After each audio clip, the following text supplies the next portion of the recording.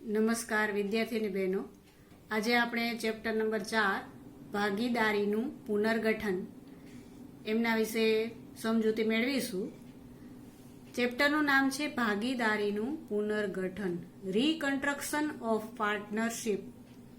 તો શબ્દ જ સમજાવે છે રીકન્સ્ટ્રક્શન એટલે કે ભાગીદારી પેઢીનું પુનર્ગઠન કરવાનું છે, એટલે કે ફેરફાર કરવાનો છે.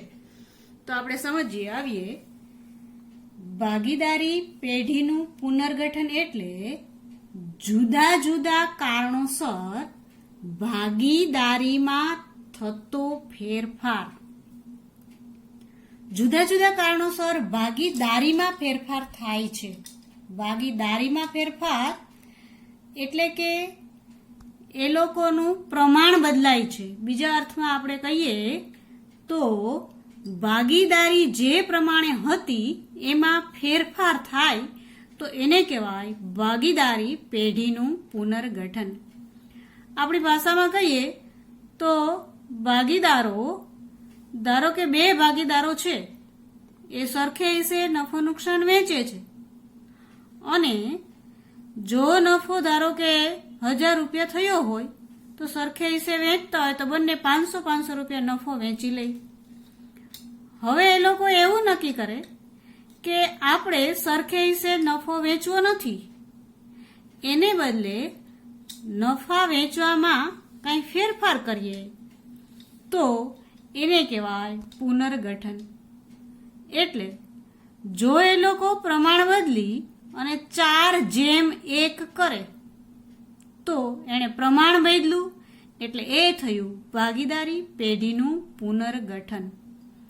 પહેલા જે નફો મળતો હતો એના કરતાં હવે નફો બંનેને અલગ અલગ મળશે તો આ બાબત થઈ ભાગીદારી પેઢીનું પુનર્ગઠન. એટલે કે ભાગીદારી પેઢીનું પુનર્ગઠન એટલે જુદા જુદા કારણોસર ભાગીદારીમાં થતો ફેરફાર એટલે ભાગીદારી પેઢીનું પુનર્ગઠન.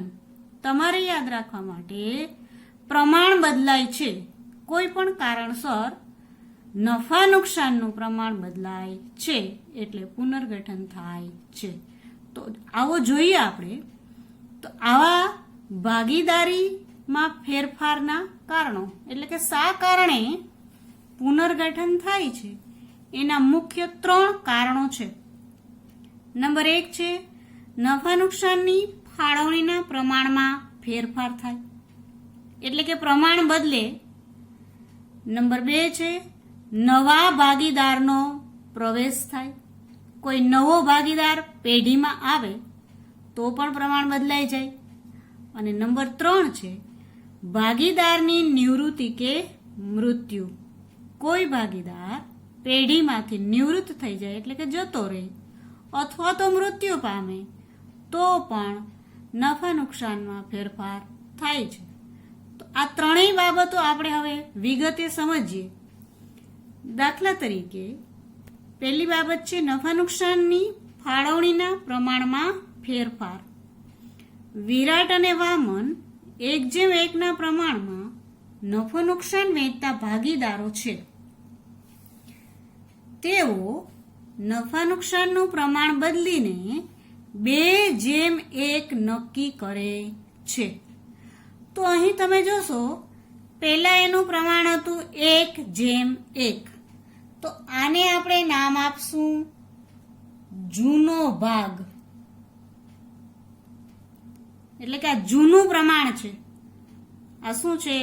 જૂનું પ્રમાણ. પહેલા એ લોકોનું જૂનું પ્રમાણ હતું 1:1. તો વિરાટ અને વામનની આપણે વાત કરીએ. આ વિરાટ અને વામન. તો જૂનું પ્રમાણ હતું 1:1.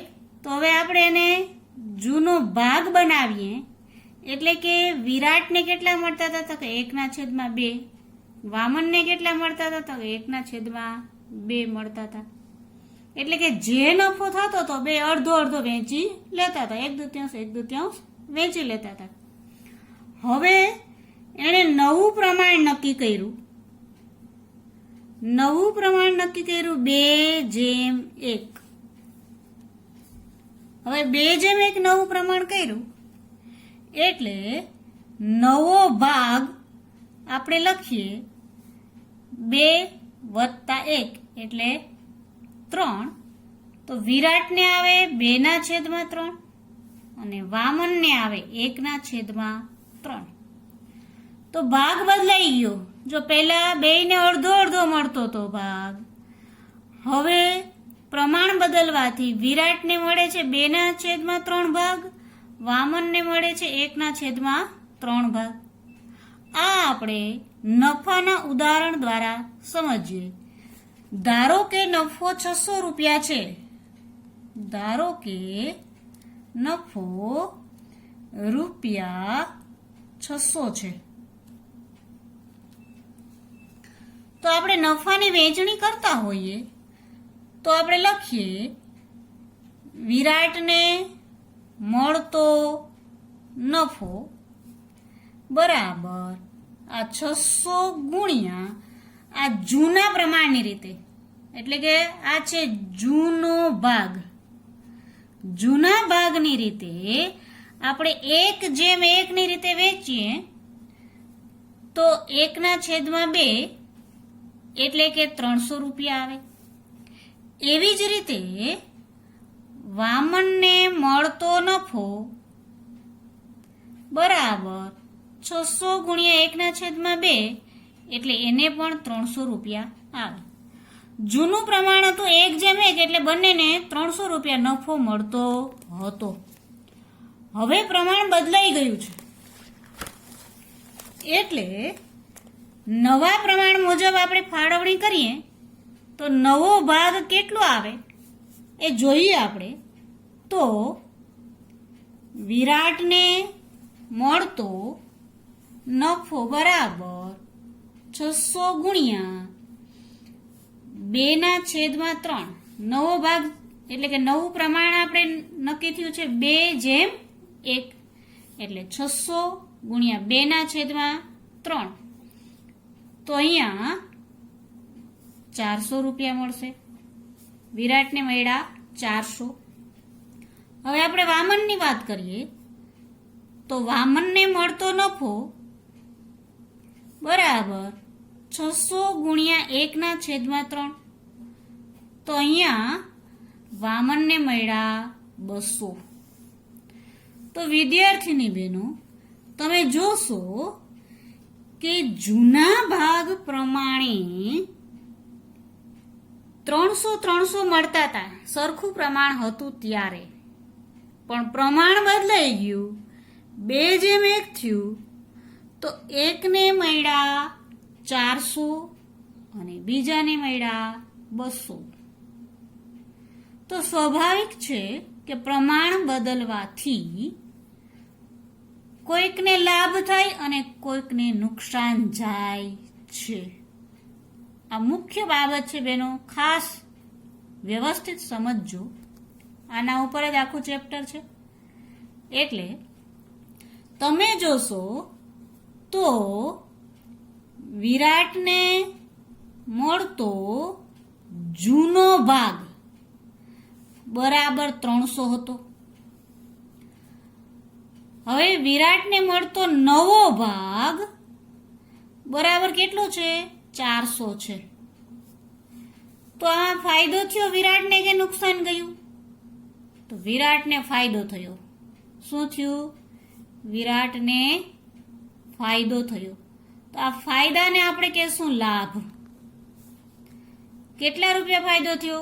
તો સ્વાભાવિક જ છે, પહેલા 300 મળતા હતા, હવે 400 મળે છે, એટલે ₹100 લાભ થયો કહેવાય. લાભ થયો ગણાય. હવે બીજાની આપણે વાત કરીએ તો બીજા ભાગીદાર એટલે કે વામન. વામનને મળતો નફો એમાં જૂનો ભાગ 300 હતો. હવે વામનને મળતો નફો એમાં નવો ભાગ, તો નવો ભાગ પ્રમાણે આપણે જોઈએ તો નવા ભાગ પ્રમાણે હવે 200 મળે છે. એટલે કે વામનને નુકસાન થયું. વામનને નુકસાન અથવા તો આપણે ખોટ કહીએ. તો પહેલા 300 મળતા હતા, હવે 200 મળે છે. એટલે કે 100 રૂપિયા એને નુકસાન થયું અથવા તો ખોટ ગયું. શેને કારણે? પ્રમાણ બદલવાથી. તો અહીંયા એને કહેશું ત્યાગ. તો પ્રમાણ બદલવાથી કોઈ ભાગીદારને લાભ થાય અથવા કોઈ ભાગીદારને ત્યાગ કરવો પડે છે. તો આને કહેવાય ભાગીદારી પેઢીનું પુનર્ગઠન. એટલે કે પ્રમાણમાં ફેરફાર થયો. પ્રમાણમાં ફેરફાર થવાથી કોઈને લાભ થાય છે તો કોઈને ત્યાગ કરવો પડે છે. આ પહેલું કારણ આપણે સમજ્યા. હવે આવી આપણે કારણ નંબર 2 માં. બીજું કારણ છે નવા ભાગીદારનો પ્રવેશ. આપણે લખીએ અહીંયા નંબર 2, નવા ભાગીદારનો પ્રવેશ. એટલે કે પેઢીમાં કોઈ નવો ભાગીદાર આવે. ઉપરની જ આપણે વાત કરીએ તો વિરાટ અને ધારો કે માનવ 2 ભાગીદારો છે, એનું જૂનું પ્રમાણ 1:1 છે. 1:1 છે. 2 ભાગીદારો હતા, જૂનું પ્રમાણ 1:1 એ લોકોએ નક્કી કરેલું હતું. તો બંનેને સરખે હિસ્સે નફો આવે છે. નફો માની લો અહીંયા આપણે આપેલો છે, ધારો કે નફો 600 રૂપિયા થાય છે. હવે નવો ભાગીદાર એક આવે છે. નવો ભાગીદાર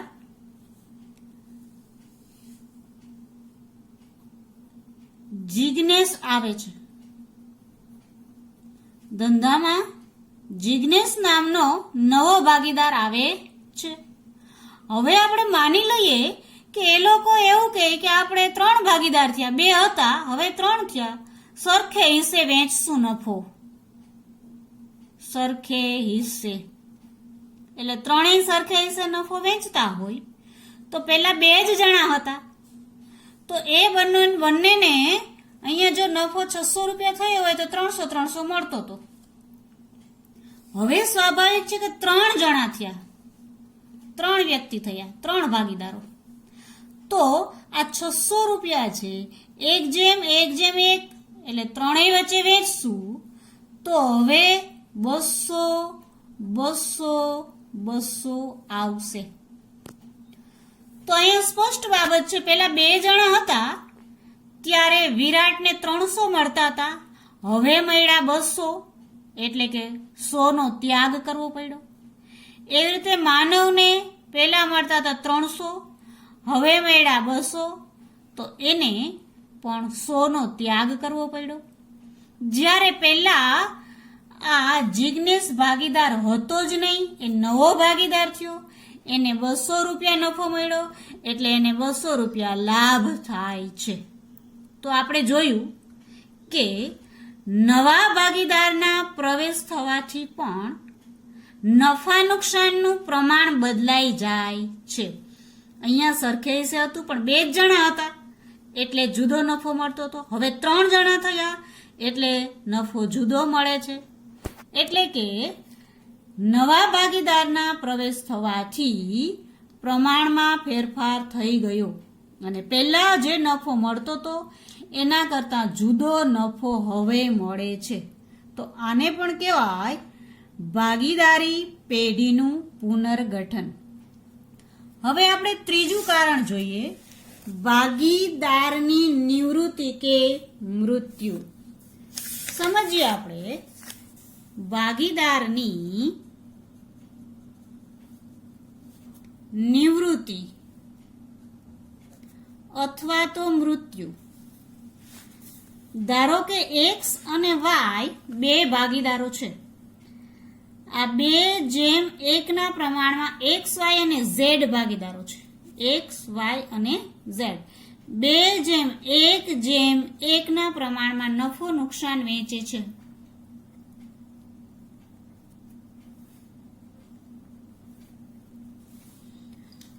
હવે આમાં એવું બન્યું તો આને x ને આને આપણે જૂનો ભાગ કહેશું. આ જૂનું પ્રમાણ છે તો એનો જૂનો ભાગ આ 2 ને 1 3 ને 1 4 એટલે આને થયો 2/4, આને થયો 1/4 અને આને થયો 1/4. જ્યારે નફો આપણે વેચીએ ત્યારે આ પ્રમાણે આપણે વેચીએ છીએ. તો આમાંથી ધારો કે આ z નું મૃત્યુ થયું તો તમે જોશો કે અહીંયા પહેલા 2:1:1 હતો, 1 નીકળી ગયો તો સ્વાભાવિક છે કે આનો નફો જે વધે એ આ 2 જણા વેચી લે એટલે આ બંનેને લાભ થયો. આને શું થયું? ત્યાગ થયો.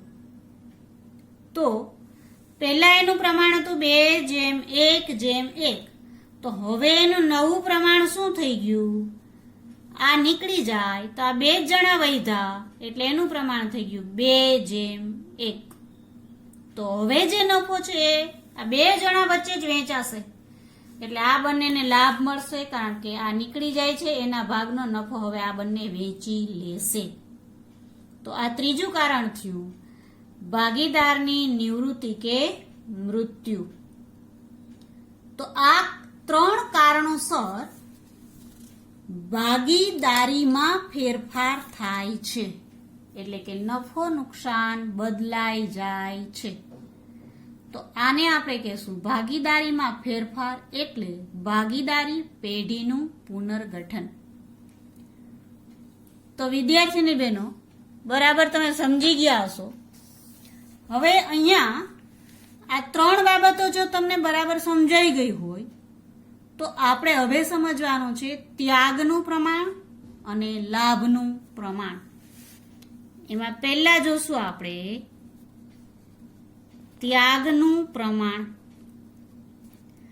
આપણે અગાઉ આ 3 કારણોસર જોયું કે ભાગીદારીમાં ફેરફાર થવાથી કોઈ ભાગીદારને ત્યાગ કરવો પડે છે તો કોઈ ભાગીદારને લાભ થાય છે.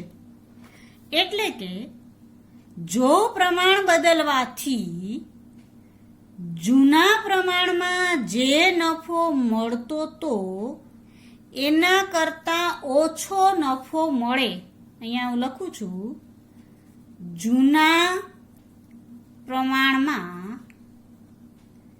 જે ભાગ મળતો તો નફો, બરાબર, નફા ભાગ, જે ભાગ મળતો હતો તેના કરતા ઓછો ભાગ મળે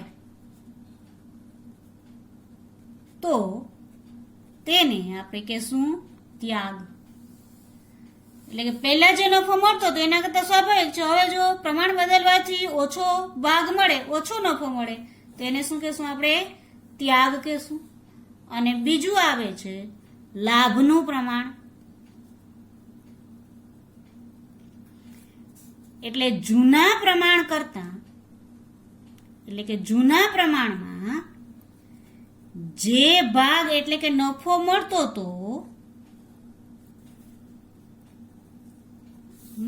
હોય તેના કરતા વધુ મળે, તેના કરતા વધુ ભાગ મળે તો તેને આપણે કહેશું લાભ. તો અહીં તમને દાખલામાં 2 પ્રમાણ આપેલા જ હશે, એક નવું પ્રમાણ અને એક જૂનું પ્રમાણ. તો આના ઉપરથી આપણે સૂત્ર બને છે. દાખલા તરીકે આપણે ત્યાગ શોધવો હોય તો ભાગીદારે કરેલ ત્યાગ બરાબર લખશું આપણે ત્યાગ બરાબર જૂનો ભાગ માઇનસ નવો ભાગ. ત્યાગ બરાબર જૂનો ભાગ માઇનસ નવો ભાગ. અને લાભ બરાબર લખશું આપણે નવો ભાગ માઇનસ જૂનો ભાગ. તો તમારે આ સૂત્ર બંને યાદ રાખવાના છે. તમને દાખલાની અંદર એમ કીધું કે ત્યાગનું પ્રમાણ શોધો અથવા તો ત્યાગ શોધો, તો ત્યાગ બરાબર જૂનો ભાગ માઇનસ નવો ભાગ કરવો. એટલે કે જૂના પ્રમાણે જે નફો મળતો તો એ માઇનસ નવા પ્રમાણે જે નફો મળતો તો એ. અને જો લાભનું કીધું હોય તો લાભ બરાબર નવો ભાગ માઇનસ જૂનો ભાગ. તો આવો ઉદાહરણ 1 માં. ઉદાહરણ પહેલું, રામ, શ્યામ અને ઘનશ્યામ એક ભાગીદારી પેઢીમાં સરખેસે નફો નુકસાન વહેંચતા ભાગીદારો છે. બધા જ ભાગીદારો નફા નુકસાનની ફાળવણીનું પ્રમાણ બદલીને ભવિષ્ય માટે અનુક્રમે 3:2:1 કરવાનું નક્કી કર્યું. આ સંજોગોમાં કયા ભાગીદારે કેટલો ત્યાગ કર્યો છે તે જણાવો. તો આપણે જોઈએ, આપણને 2 પ્રમાણ આપેલા છે. આ સરખે હિસ્સે પહેલા વેચતા હતા એટલે કે આને નામ આપી દેવાનું જૂનું પ્રમાણ. પછી બદલીને 3:2:1 કર્યું એટલે આનું નામ આપી દેવાનું આપણે નવું પ્રમાણ. તો આવો આપણે સમજીએ. 3 ભાગીદારો છે, રામ, શ્યામ અને ઘનશ્યામ. આપણે લખીએ આપણે જૂનું પ્રમાણ. જૂનું પ્રમાણ ત્રણેયનું છે 1:1:1. હવે નીચે આપણે લખીએ જૂનો ભાગ. જે નફો થયો હોય એ ત્રણેય 1/3, 1/3, 1/3 વેચશે. 1+1+1 એટલે 1/3 ભાગ ત્રણેયને મળે જૂના ભાગમાં. હવે એણે નવું પ્રમાણ નક્કી કર્યું. તો નવું પ્રમાણ શું નક્કી કર્યું? 3:2:1. હવે નવો ભાગ થયો 3 ને 2 5 ને 1 6. એટલે આનો થયો 3/6, આનો થયો 2/6 અને આનો થયો 1/6. તો અહીંયા આપણે જૂનો ભાગ લખ્યો, અહીંયા આપણે નવો ભાગ લખ્યો. આપણને દાખલામાં એવું કીધું છે કે કોણે કેટલો ત્યાગ કર્યો હશે. તો આપણે શોધીએ. પહેલા સૂત્ર લખીએ એટલે આપણને ખબર પડે. ત્યાગ બરાબર જૂનો ભાગ માઇનસ નવો ભાગ. આ સૂત્ર પહેલા લખી નાખવાનું. ત્યાગ બરાબર જૂનો ભાગ માઇનસ નવો ભાગ. એમાં આપણે રામની વાત કરીએ તો રામનો ત્યાગ બરાબર ગણતરી કરીએ આપણે જૂનો ભાગ. તો અહીંયા આવીએ આપણે. રામનો જૂનો ભાગ કેટલો હતો? 1/3. એટલે અહીં લખશું 1/3 માઇનસ એનો નવો ભાગ કેટલો છે? તો કે 3/6. હવે વિદ્યાર્થીની બહેનો, અહીંયા સીધો 6 લસા નીકળી જાય છે. લસાની ખબર ના પડતી હોય તો ચોકડી ગુણાકાર કરવો.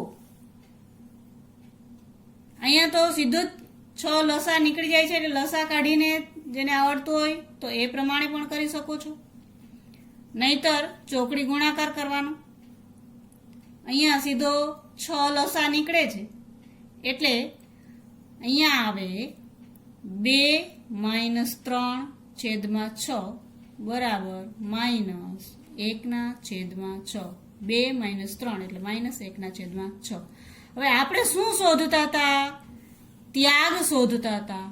ત્યાગ શોધતા હોય અને જો માઇનસમાં જવાબ આવે તો એને કહેવાય લાભ.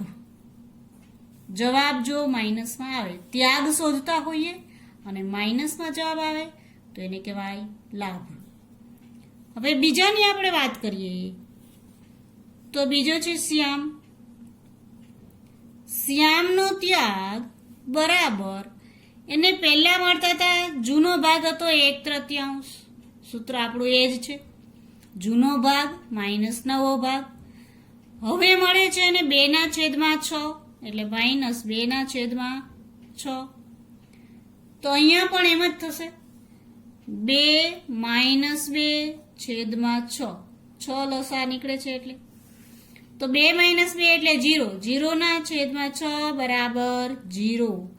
આને લાભ પણ થતો નથી અને ત્યાગ પણ થતો નથી એટલે ત્યાગ પણ નહીં અને લાભ પણ નહીં. પ્રમાણ બદલવાથી શ્યામના નફામાં કોઈ ફેરફાર થતો નથી. હવે ત્રીજાની વાત કરીએ ઘનશ્યામ.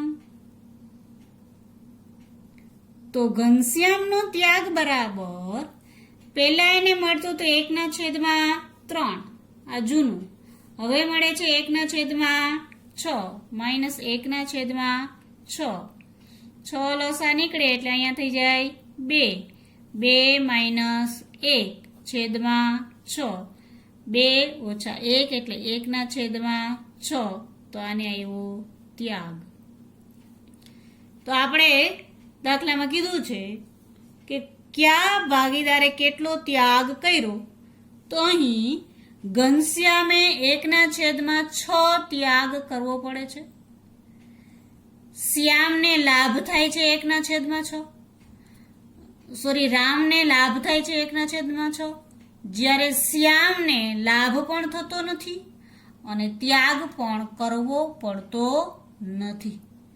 તો આ રીતે લાભ અને ત્યાગની ગણતરી કરવાની છે.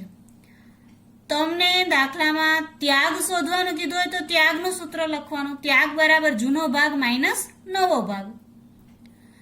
અને જો દાખલામાં તમને લાભ શોધવાનું કીધું હોય તો લાભનું સૂત્ર લખવાનું. આનાથી વિરુદ્ધ નવો ભાગ માઇનસ જૂનો ભાગ. કોઈ પણ સૂત્રથી દાખલો ગણી શકાય. જો ત્યાગના સૂત્રથી દાખલો ગણતા હોય અને માઇનસ આવે તો લાભ કહેવાય અને જો લાભના સૂત્રથી દાખલો ગણતા હોય અને જો માઇનસ આવે તો ત્યાગ કહેવાય. આ ખાસ ધ્યાન રાખજો. તો અહીંયા આપણે જોયું ઉદાહરણ પહેલું. હવે આપણે આવીએ ઉદાહરણ 2 માં.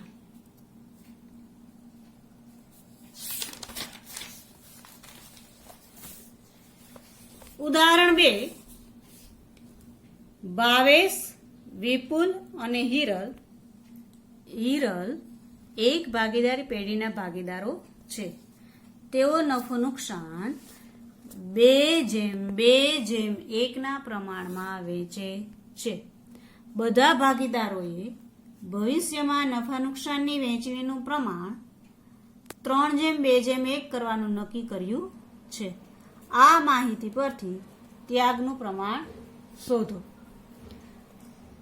તો આપણે ગણતરી કરીએ. 3 ભાગીદારો છે.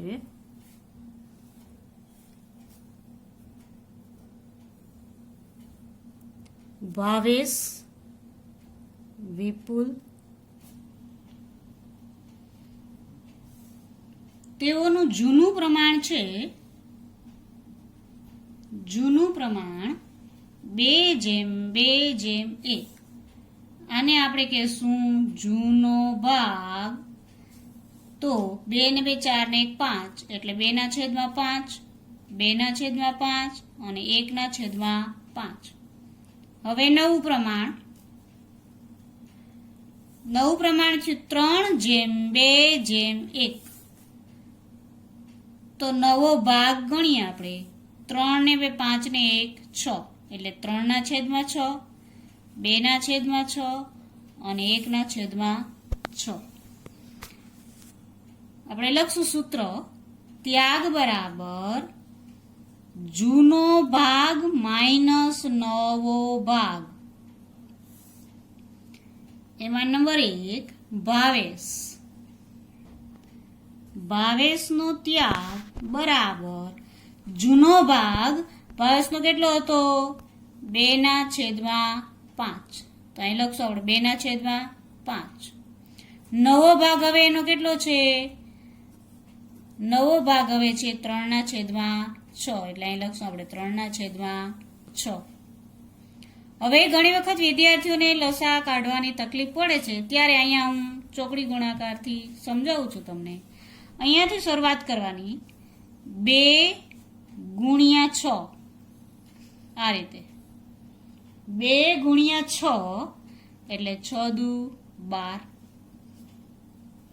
અહીંયા વચ્ચે માઇનસની નિશાની 5 × 3 એટલે 5 તેરી 15. હવે આ બંનેનો ગુણાકાર કરવાનો, જે છેદમાં છે એ બંનેનો ગુણાકાર 5 × 6 એટલે 5 × 6 30. લસા કાઢતા જ્યારે ના આવડતું હોય ત્યારે આવી રીતે ક્રોસ ગુણાકાર કરી અને ગણતરી કરવી. પહેલા અહીંયાથી સ્ટાર્ટ કરવાનું.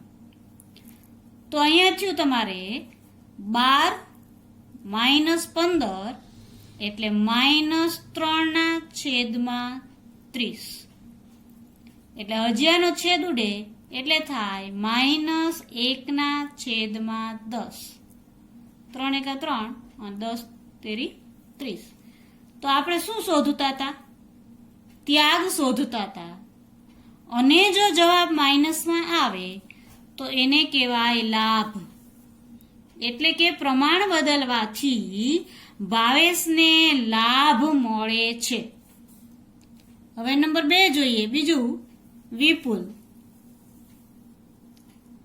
વિપુલનો ત્યાગ બરાબર જૂનું પ્રમાણ એનું છે 2/5. એટલે લખશું આપણે 2/5. 9 છે 2/6 એટલે 2 × 6 એટલે 12 માઇનસ 5 × 2 એટલે 10 છેદમાં 5 × 6 એટલે 30. 12 - 10 એટલે 2. 2/30 એટલે કે 1/15. આનો આવ્યો ત્યાગ. હવે આપણે ત્રીજાનું જોઈએ. હિરલ. હિરલનો ત્યાગ બરાબર જૂનું પ્રમાણ એટલે કે જૂનો ભાગ છે એમનો 1/5. 1/5 માઇનસ નવો ભાગ છે 1/6. નવો ભાગ છે ને 1/6. 1/5 માઇનસ 1/6. 1 × 6 એટલે 6 અને 5 × 1 એટલે 5. તો 6 - 5 એટલે 1/30 એટલે 1/30 ત્યાગ થયો. તો પ્રમાણ બદલવાથી કોઈને લાભ થાય અને કોઈને ત્યાગ કરવો પડે. અહીં આપણને ત્યાગનું પ્રમાણ પણ શોધવાનું કીધું છે. તો 2 જણાને ત્યાગ કરવો પડે છે.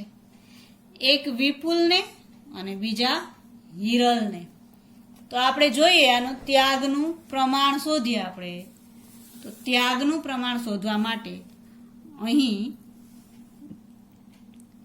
સીધું તમને મળી જાય. અહીંયા 2/30 છે, અહીંયા 1/30 છે. જો અહીંયા આપણે લઈએ 1/15 અને ત્યાગ છે, આને ત્યાગ છે 1/30. તો અહીંયા ફરીથી તમારે છેદ સરખા કરવા પડે.